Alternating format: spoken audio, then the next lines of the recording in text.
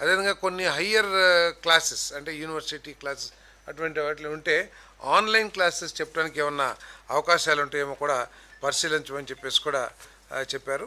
అదేవిధంగా యూనివర్సిటీస్లో ఎడ్యుకేషన్ ఇన్స్టిట్యూషన్లో no vehicle chemical engine free days, అంటే స్టూడెంట్స్ అందరూ చాలా బైక్స్లో వస్తుంటారు కదా, వాళ్ళ అటువంటి రాకుండా ఒక 2 days నో బైక్స్.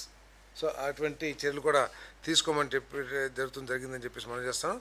అదేవిధంగా గవర్నమెంట్ డిపార్ట్మెంట్స్లో కూడా వారానికి 2 రోజులు వర్క్ ఫ్రమ్ హోమ్ సిస్టమ్ని డెవలప్ చేయొచ్చేమో మరి పరిశీలించమని చెప్పేసి కూడా చెప్పడం జరిగిందని చెప్పేసి మనం చేస్తాము. అదేవిధంగా స్వదేశీ టూరిజం, స్వదేశీ ప్రోడక్ట్స్, మనందరం కూడా హాలిడేస్, ఇవన్నీ కూడా హాలిడేస్ సమ్మర్లో అందరం ఇతర దేశాలకు వెళ్తాం, లేకపోతే కూల్ ప్లేసెస్కి వెళ్తాం, చేస్తూ ఉంటాం. సో విదేశీ ప్రయాణాలను తగ్గించుకొని అవసరమైతే పూర్తిగా ఆపేసి మన దేశీయ టూరిజం ఏదైతే ఉందో అక్కడికి మనం ప్రయాణాలు ప్లాన్ చేసుకుంటే బాగుంటుందని చెప్పేసి కూడా మనం చేశారు. ఈ ప్రజాప్రతినిధులు విదేశీ పర్యటనలు ఏదంటే వాటిని పూర్తిగా తగ్గించుకోమని కూడా చెప్పారని చెప్పేసి మనం చేస్తాను. అదేవిధంగా గోల్డ్ మీ అందరికీ తెలిసిందే, ముఖ్యమంత్రి గారే, ఎందుకంటే దాదాపు కొన్ని 100 టన్నులు మనం బంగారాన్ని దిగుమతి చేసుకుంటున్న పరిస్థితుల్లో దాని గనక మనం దాని మీద మోజు కానివ్వండి లేకపోతే కొనాలనే ఆలోచనని మనం డిఫర్ చేస్తే, అంటే తర్వాత కొందాంలేని కనుక ఇప్పుడు కనుక ఆగితే మన విదేశీ మారక ద్రవ్యం మీద భారం తగ్గిద్ది. ఎందుకంటే 800 టన్నులు బంగారు ఇంపోర్ట్ చేసుకుంటామంటే కొన్ని కోట్ల డాలర్స్ మన విదేశీ మారక ద్రవ్యం బయటికి వెళ్తుంది. కాబట్టి దాన్ని సేవ్ చేయడానికి కొంచెం దాని మీద తగ్గించమని చెప్పేసి కూడా, బంగారం కొనుగోలు మీద తగ్గించమని చెప్పేసి కూడా ఏదైతే ప్రధానమంత్రి గారు చెప్పారో ముఖ్యమంత్రి గారు కూడా దాని మీద ఇంకొకసారి చేస్తుంది.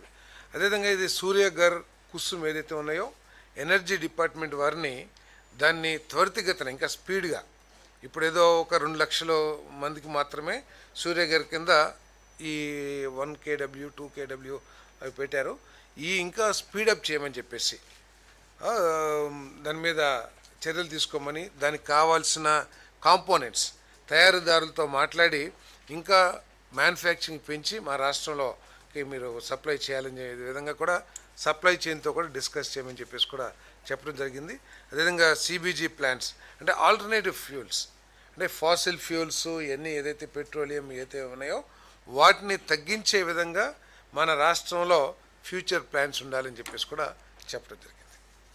సో నా దేశం నా బాధ్యత, దీనంతా కూడా పబ్లిక్లోకి ఎక్కువగా తీసుకెళ్ళమని చెప్పేసి ముఖ్యమంత్రి గారు మమ్మల్ని అందరూ కూడా ఆదేశించారని చెప్పేసి నేను మనవి చేస్తాను.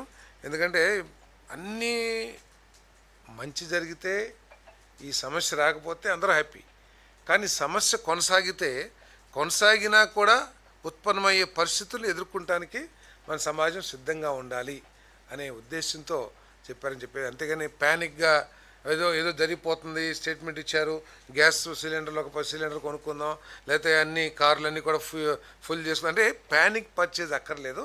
ఇది ఓన్లీ ఒక ప్రికాషనరీ సజెషన్ అంతే.